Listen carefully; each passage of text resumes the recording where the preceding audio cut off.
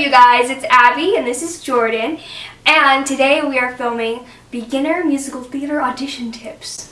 So we're going to share all of our audition tips for you people wanting to get started in musical theater. Okay, so my first tip would be that you just need to be confident and realize that it is completely okay to be a beginner. I mean, everyone is a beginner at some point and there's nothing wrong with that. It's okay to not know what you're doing. Heck, I don't even know what I'm doing.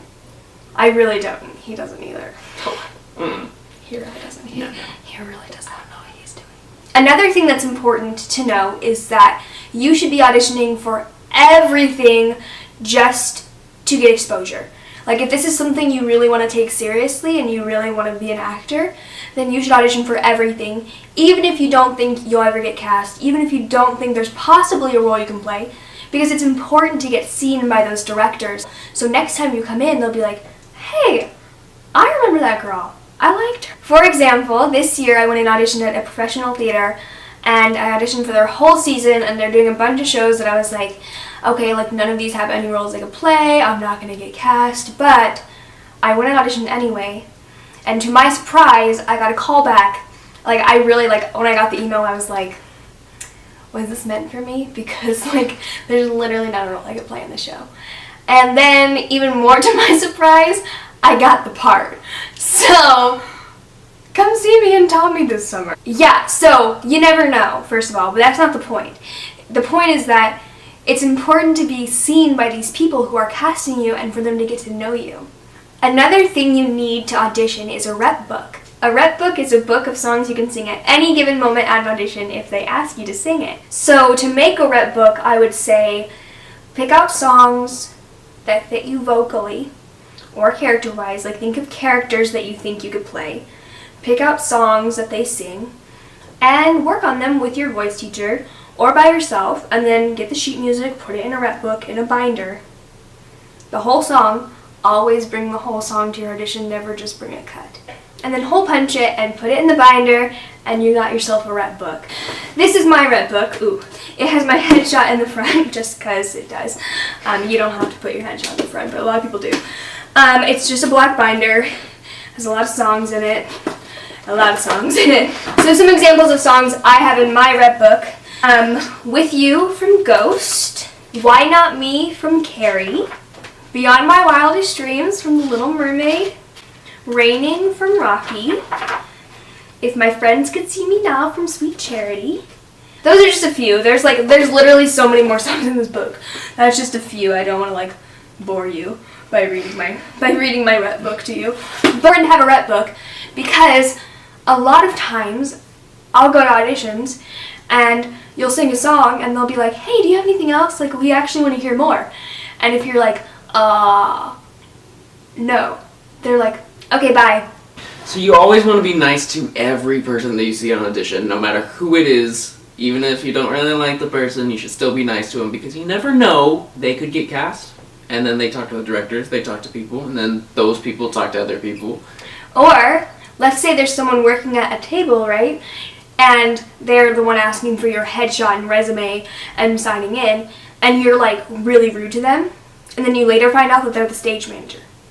Because a lot of the times, they are the stage manager. It's always so important to be nice, not only because, you want to look good, but also because, you should just be a nice person in general. So, really, truly. Another thing that is really important if you are wanting to get into musical theater and you're wanting to do, theater and acting professionally or for a long time, is investing in a good headshot.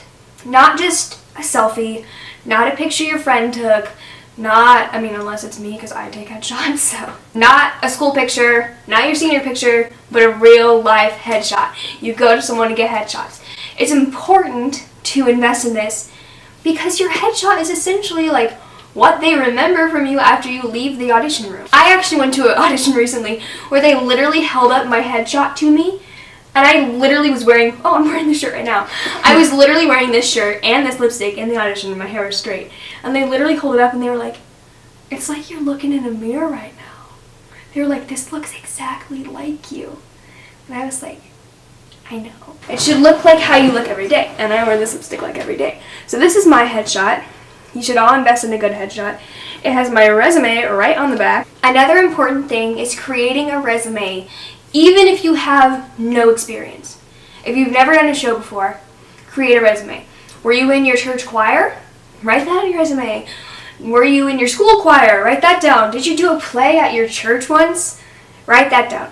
If you have no experience, still write stuff down. So one of the huge things that you need to do is make as many connections with as many directors, stage managers, literally anyone that's, that works in a theater. High up in the business, anyone who's like a fairly well-known person that works in theater. For example, any director at your school probably knows directors throughout the city. So if you start talking to them, they can start talking to other people, and next thing you know, you're getting job offers all the time. Also, on top of that, another thing that's important, if you really want to get involved with a theater company, but you don't necessarily want to audition because you don't know them very well and you're afraid, another thing you can do is volunteer. And then they get to know you. I'm not kidding, you can volunteer to help make costumes, paint sets, usher the show, work in the box office, anything that gets you around those people so they can know that you are a hard worker and you are serious and you want to be involved in their company. Another thing that would be beneficial to someone wanting to start doing theater is to read lots of plays. Just learn about as many shows as you can. Just expand your knowledge of theater. See all the shows you can. If there's shows going on at the community theaters, at the high schools around you, on Broadway, if you can go to New York, go check them out. Go see them. Even if you're I don't know what that show is and I'm not sure that would be good. Go see it, because the more you know. Okay, you guys, that is all for musical theater beginner audition tips. If you want to see more videos like this, comment below and tell us what you want to see. And thank you for watching. Don't forget to like and comment and subscribe and share with all your friends.